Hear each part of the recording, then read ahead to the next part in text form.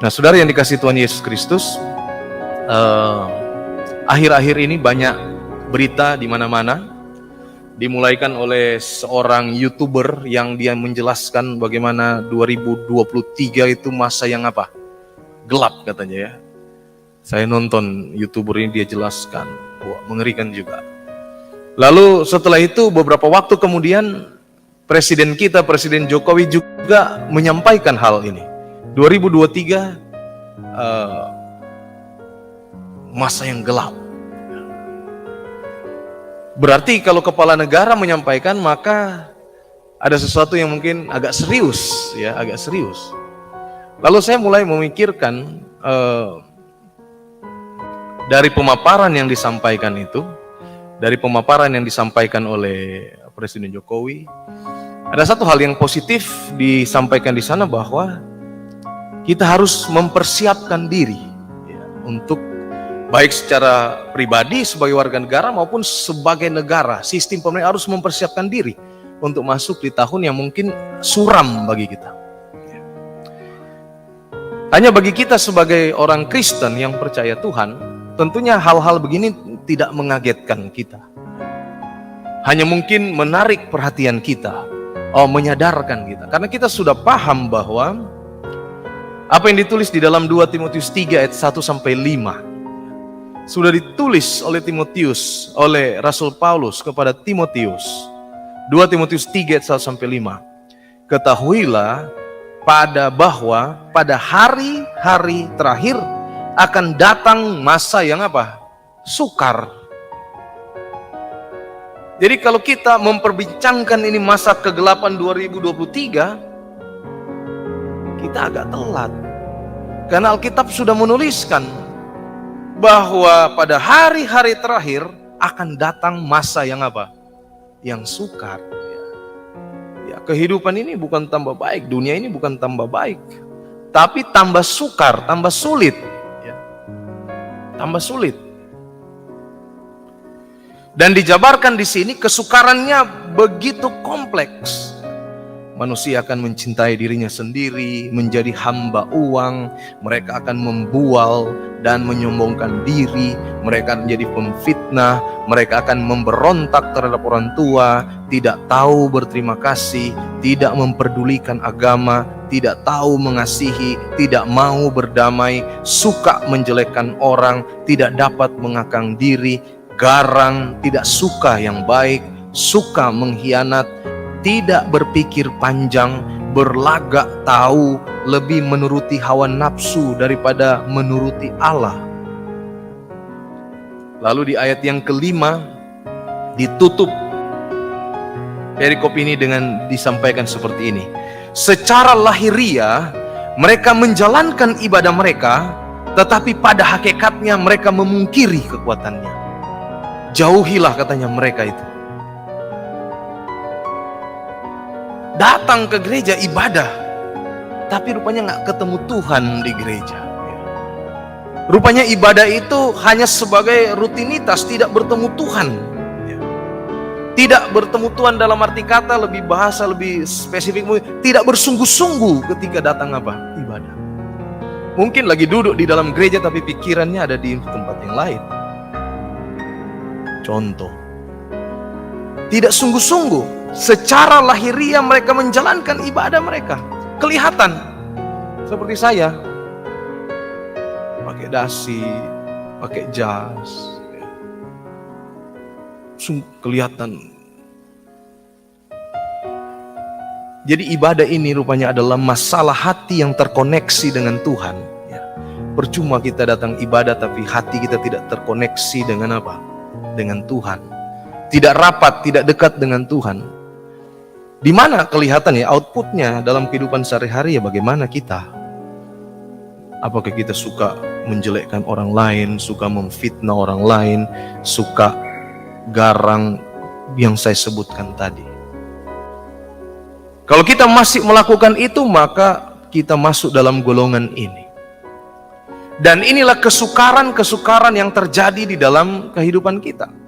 Kembali ke ayat 1, ketahuilah bahwa pada hari-hari terakhir akan datang masa yang apa? Yang sukar.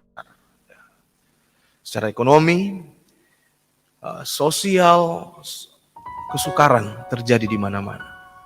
Sulit mencari pekerjaan dan sebagainya. Lalu bagaimana kita menyikapi akan hal ini, saudara-saudara sekalian?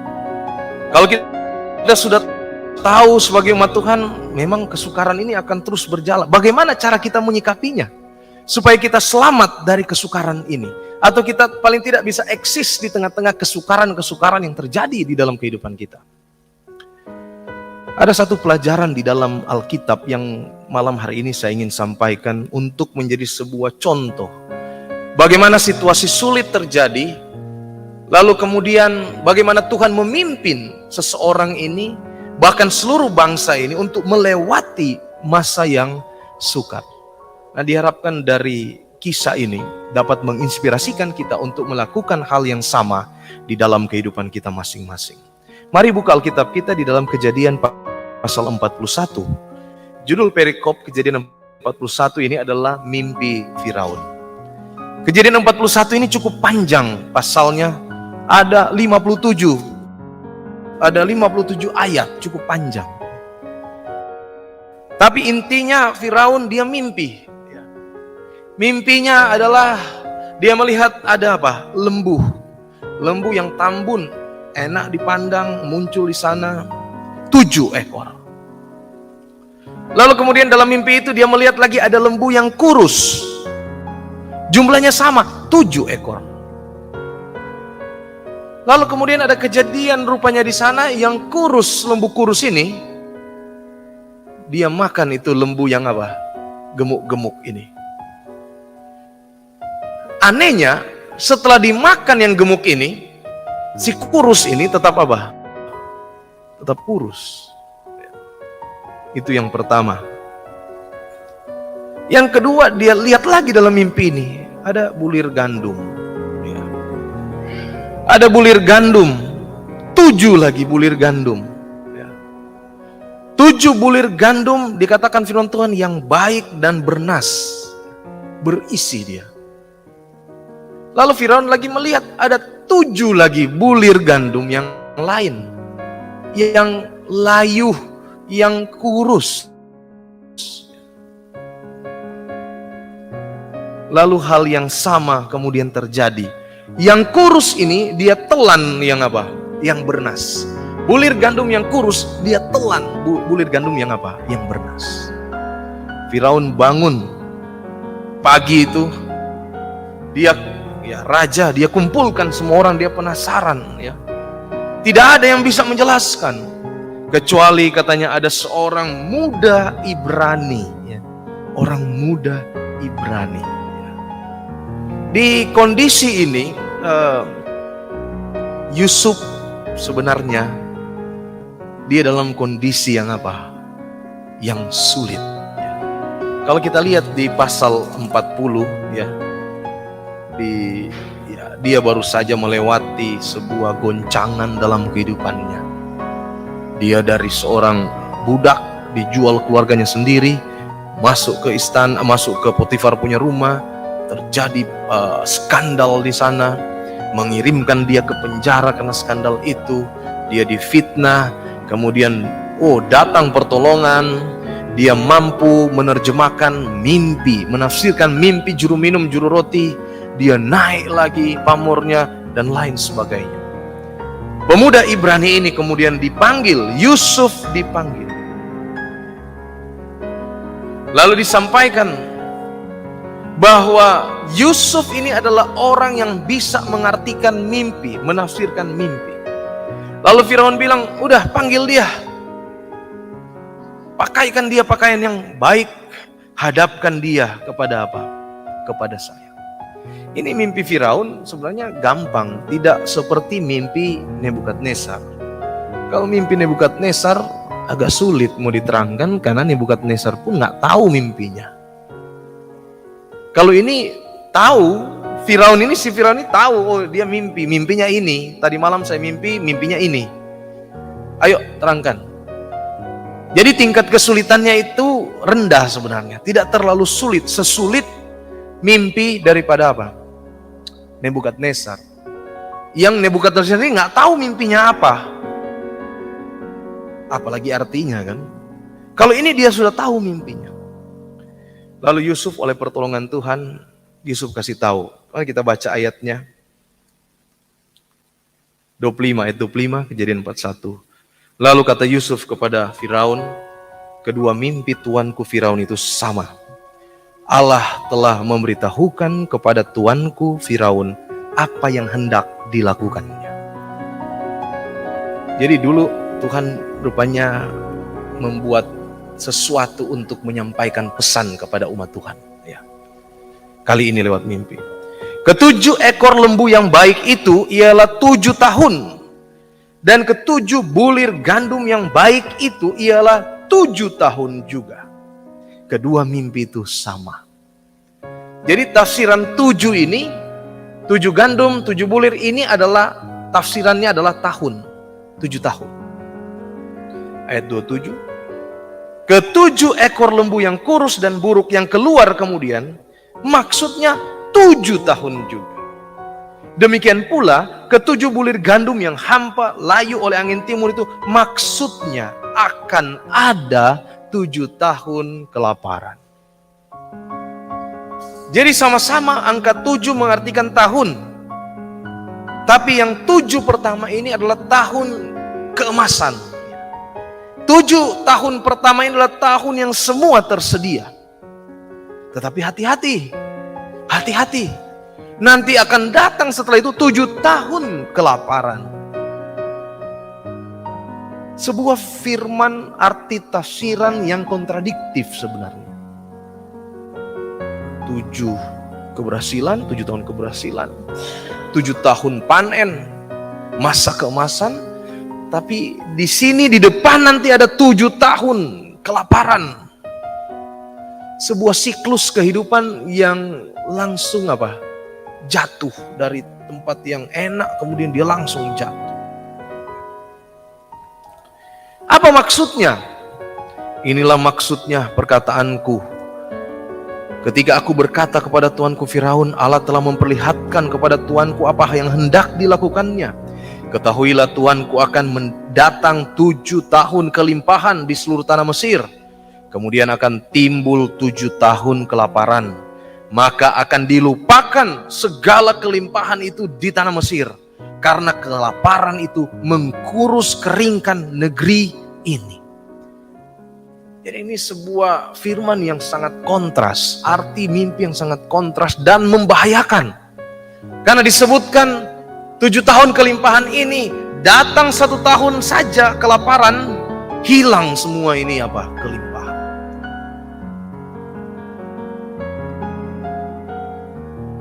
Sesudah itu, tidak akan kelihatan lagi bekas-bekas kelimpahan di negeri ini karena kelaparan itu.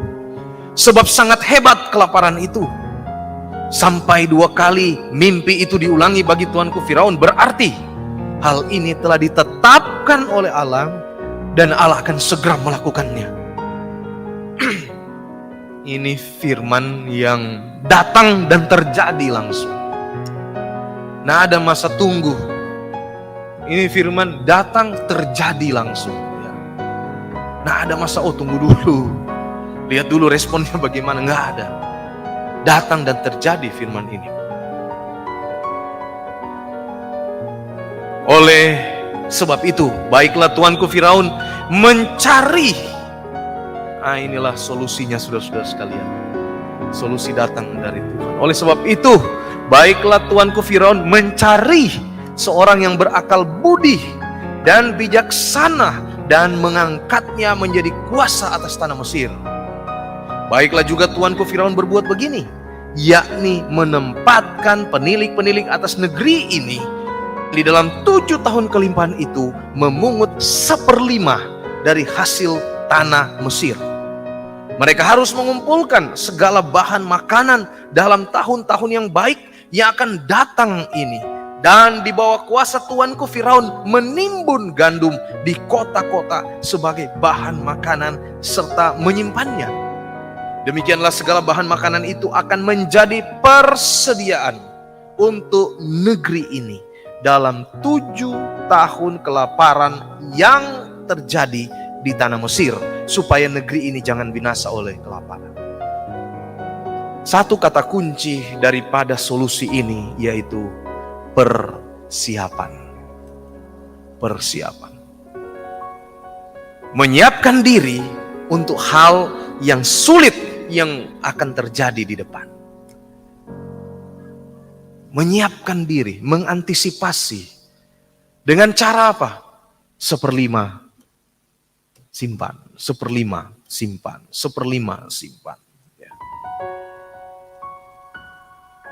Tadi siang saya baru ditelepon teman saya di Surabaya ini, anggota jemaat yang lain, Advent, mengalami kecelakaan kurang lebih 2 minggu yang lalu. Kecelakaan sepeda motor di Praban. Selepas dia jemput anaknya sekolah, dia kecelakaan sepeda motor di Praban, patah tangan. Dibawa, ketemu orang PMI, dibawa PMI ini, dia bawa pakai ambulans PMI, dibawa ke rumah sakit terdekat, rupanya Siloam dari titik ini. Dibawa di Siloam, lalu dilihat oleh dokter, lalu dikalkulasi untuk operasi, harus operasi. Biayanya 78 juta. Wah, terkejut-kejut lah orang ini.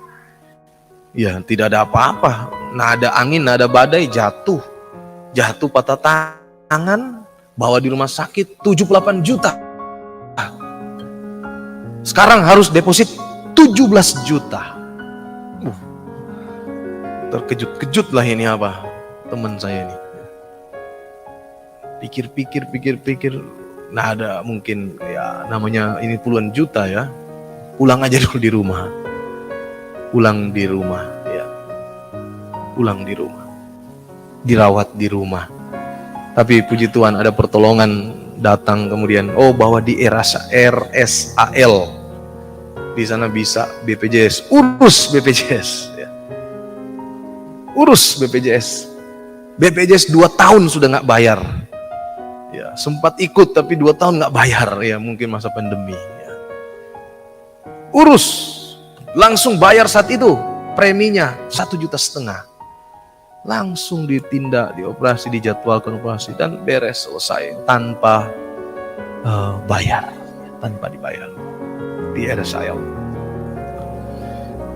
Ya, siapa yang mau kecelakaan kan? Nggak mau. Untung ada BPJS yang menolong.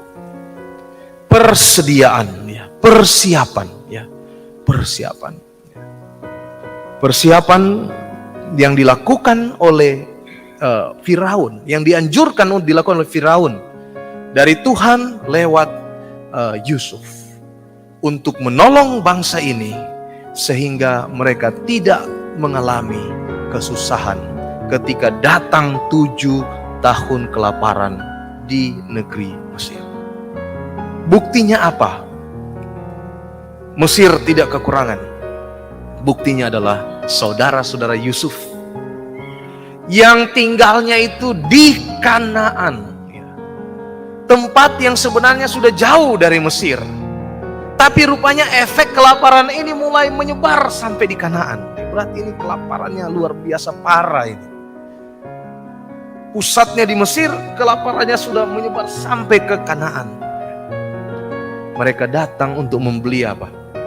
Makanan di Mesir. Karena Mesir lewat Yusuf sudah mengatur persediaan. Persediaan apa yang kita atur untuk masa depan? Tentunya selain kita lebih setia, lebih rohani, lebih baik dalam mengasihi sesama manusia. Saya suka juga membaca janji Tuhan. Ya, bahwa memang masa sukar ada, tapi ada janji Tuhan untuk masa depan kita. Yeremia 29 ayat 11 sampai 13. Ini janji Tuhan untuk kita. Kita harus pegang janji Tuhan ini. Sebab aku mengetahui rancangan-rancangan apa yang ada padaku mengenai kamu. Demikian firman Tuhan. Kita mungkin bisa lihat orang lalu kita bisa berasumsi, ini yang dia lakukan. Tapi bisa salah, bisa benar. Tapi kalau Tuhan tidak demikian. Dia bilang di sini, aku ini mengetahui rancangan-rancangan apa yang ada padaku mengenai kamu. Di rumah Perak, di Perak, kacanya hitam di luar, di kaca hitam, kita di dalam. Kalau mangga berbuah, seringkali ada anak-anak lewat. Ya. Waktu anak-anak lewat, dia berhenti di depan rumah, dia mulai tengok ke mangga. Hati kita yang berada di dalam rumah, oh ini mau apa dia? Mau mencuri mangga. Ya. Tapi belum terjadi pencurian. Ya. Setelah itu dia mulai lihat apa? Kiri dan apa? Kanan. Ya. Kita yang di dalam rumah makin apa? Oh ya, ini benar dia mau mencuri. Ya. Lalu apa? Dia mulai naik apa? Pagar. Atau dia mulai ambil apa? Batu, dia mau lempar itu mangga. Makin menegaskan, wah ini pasti mau mencuri. Tetapi tiba-tiba motor lewat, mobil lewat, nah jadi dia jalan terus. Nah itu manusia. Kita hanya bisa berasumsi, bisa jadi, bisa tidak. Tapi Tuhan disebutkan di sini, sebab aku ini mengetahui rancangan-rancangan apa yang ada padaku mengenai kamu. Demikian firman Tuhan. Rancangan apa? Yaitu rancangan damai sejahtera dan bukan rancangan kecelakaan, untuk memberikan kepadamu hari depan yang penuh harapan. Wah, ini ayat bagus sekali. Bagus sekali untuk kita. Dan apabila kamu berseru dan datang untuk berdoa kepadaku, aku akan mendengarkan kamu. Malam ini kita datang berdoa sama Tuhan, membawa pergumulan, persoalan kehidupan kita sama Tuhan. Tuhan bilang, dan apabila kamu berseru dan datang berdoa kepadaku, aku akan mendengarkan kamu. Apabila kamu mencari aku akan menemukan. Kamu akan menemukan aku. Apabila kamu menanyakan aku dengan segenap hati, dan seterusnya. Tuhan begitu baik untuk kita. Walaupun ada kesukaran, kehidupan mungkin makin sulit, tetapi pegang janji Tuhan. Seperti Tuhan memberikan hikmat, pertolongan kepada Yusuf di Mesir, Tuhan yang sama juga akan memberikan pertolongan dan hikmat bagi kita untuk mengadakan persiapan yang baik. Kalau benar terjadi masa yang gelap itu, maka kita ada persediaan yang baik dan cukup. Dan dengan pertolongan Tuhan saja, kita boleh dapat apa? Kita boleh dapat selamat. Tuhan memberkati kita semua. Saya bawa dalam nama Yesus. Amin.